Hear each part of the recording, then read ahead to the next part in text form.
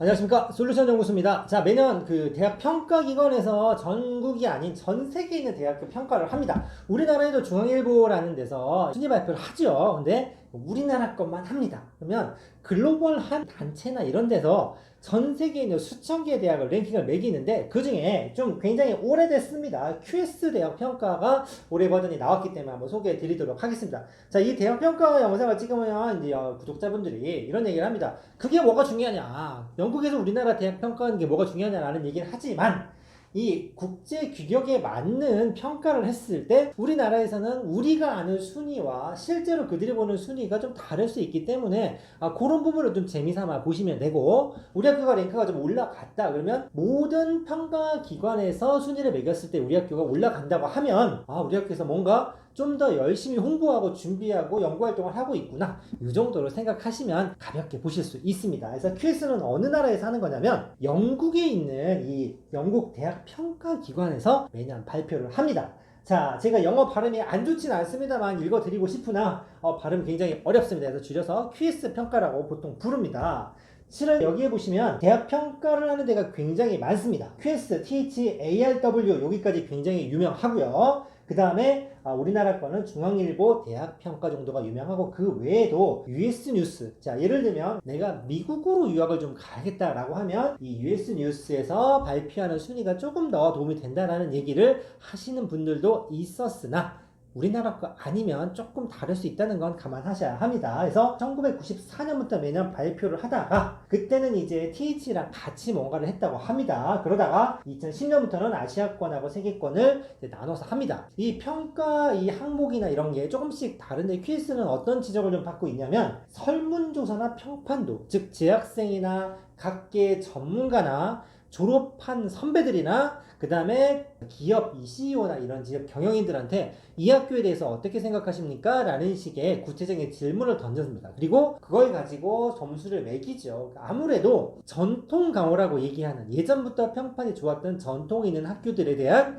인지도가 좀 높기 때문에 약간은 주관적인 평가가 다른 대학 평가에 비해서 좀 들어가 있다라는 특징이 있기는 합니다. 그래서 작년까지 같은 경우는 40%가 이 학교 어떻게 생각하십니까? 이 항목에 해당이 되는 점수였죠. 굉장히 많죠. 올해 좀 바뀌었습니다. 그 부분 때문에 영상을 준비한 건데, 아무튼 글로벌한 영어권이나 서구권에 나면 우리나라 평가 항목하고는 좀 다르다. 요거는 이해하시면 됩니다. 자, 다음 보도록 하겠습니다. 그래서 평가 지표가 뭐가 있냐면 학교 평판, 그 다음에 논문 피인용수. 요거는 무슨 말이냐면 대학이 보통 연구기관이라고 하죠. 그래서 대학원이나 박사들, 교수들이 매년 논문을 발표합니다. 근데 그 논문이 다른 사람이 필요한 지식이나 자료가 들어있는 경우가 있기 때문에 내가 만든 자료를 다른 사람이 인용을 많이 했을 때 이 논문의 가치는 굉장히 괜찮다, 높은 점수를 받을 수 있는 논문이 아니겠냐, 이런 식의 평가 항목이 있다는 얘기입니다.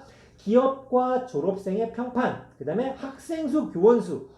요건 좀 그렇습니다. 인원수 갖고 뭔가 하기는 좀 그렇다라는 생각이 있었는데 최근에 10%로 줄었고, 외국인 교원과 유학생 비율도 5%씩 항목을 가지고 있습니다. 그래서 왼쪽에 있는 녀석이 작년까지의 평가 기준이었는데 올해 바뀌면서 학교 평판에서 10%가 빠졌고 졸업생 평판이 5%가 늘었으니까 실제로 평판전은 5% 정도 감소한 촉이 되겠죠. 그리고 학생수 교원수의 평가가 10%가 빠지면서 85%, 즉 15%가 빠졌는데, 이게 뭐가 들어갔냐? 국제연구 네트워크, 취업 성과, 지속 가능성. 자, 예전에는 순수 연구하거나 학문 쪽의 그 평가들이 좀 많았다고 얘기하면 이 세 항목을 봤을 때 느낌은 어떠냐? 야, 니네 혼자 갖고 이제 되겠어? 다른 사람이랑 협력을 좀 해야 되지 않겠니? 라든가 취업, 이제 먹고 살기 위해서 이 취업이라고 하는 부분도 무시할 수 없는 요소가 되었다는 얘기고, 단기적인 성과가 아닌 장기적인 플랜, 다시 말해서 지속 가능성이 얼만큼 있느냐는 5% 정도 참고를 하고 있습니다. 자, 먼저 얘기를 하면 최근에 이 QS 랭킹에서 우리 국내 대학교 순위들이 거의 대부분 하락했습니다. 그게 뭐냐면 이 새로 생긴 항목 때문에 그렇습니다. 즉 국제적인 협력 연구나 이런 부분이 굉장히 취약하기 때문에 그 부분에 대해서 서울대가 100점 만점에 40만점을 받았는데 나머지 대학교는 10.25로 받을 만큼 굉장히 점수가 박하게 나왔습니다. 그것 때문에 순위가 거의 90% 이상의 대학들이 글로벌 순위가 전부 다 하락하는 결과가 좀 나왔다라는 걸 먼저 보시고, 이런 게 추가돼서 그러하다라고 이해하시면 됩니다. 우리나라 대학교들이 올해는 특히나 뭔가 준비 안 했다 보다라는 게 아닙니다. 평가 기준이 달라서 랭킹이 달라졌다. 이렇게 보시면 됩니다. 자, 세계 순위입니다. 아까 말씀드렸죠. 전통공학가 조금 유리한 항목들이 많기 때문에 똑같습니다. 보시면 어느 나라에서 평가를 하더라도 MIT 아니면 하버드는 원투 중에 하나가 들어갑니다. 근데 영국에서 이거 발표한 거라고 말씀드렸죠. 그러다 보니 다른 평가 기관에서 한 것보다는 영국이 좀 여러 개가 있습니다. 뭐 우리나라 대학이 아닌 경우는 관심을 많이 없기 하겠습니다만 특이한 거 하나, 싱가포르 국립대학이 올해 이 평가 기준이 바뀌면서 랭킹 8위로 탁 올라왔습니다. 요거 좀 특이한데 우리나라도 이런 대학이 하나가 있습니다. 우리나라 순위 한번 보도록 하겠습니다. 자, 국내 순위인데 서울대 뭐 부동의 1위입니다. 근데 오른쪽에 제가 파란색으로 표시를 좀 해놨는데 서울대, 카이스트, 연대, 고려대, 포스텍 이렇게가 탑 5입니다. 우리나라 순위죠. 근데 순위를 보시면 41, 56, 76, 79, 그 다음에 포스텍이 102에 겨우 턱걸이를 좀 했습니다. 그랬을 때, 자, 29, 42, 73, 74, 71에서 요 순위로 떨어진 겁니다. 그러니까 서울대 경우는 작년에 29위였는데 41위로 떨어졌고, 포스텍 같은 경우는 71위에서 100위 정도로 떨어졌다라고 볼 수 있죠. 그래서 아까 말씀드렸죠. 국제협력 파트에서 점수를 굉장히 많이 깎아먹었기 때문에 아마 계속 이 평가 기준을 유지한다고 하면 조금 더 이런 면에서는 분발을 하고 노력을 해야 순위가 올라가지 않을까 싶습니다. 자, 아까 항목 중에 인원수나 교원수 같은 게 있었는데 이 포스텍, 포항공대라고 아시는 분이 되게 많습니다만 이 5개 중에서 포스텍은 굉장히 특이한 학교입니다. 어떤 면에서 특이하냐? 학생 수가 진짜 적습니다.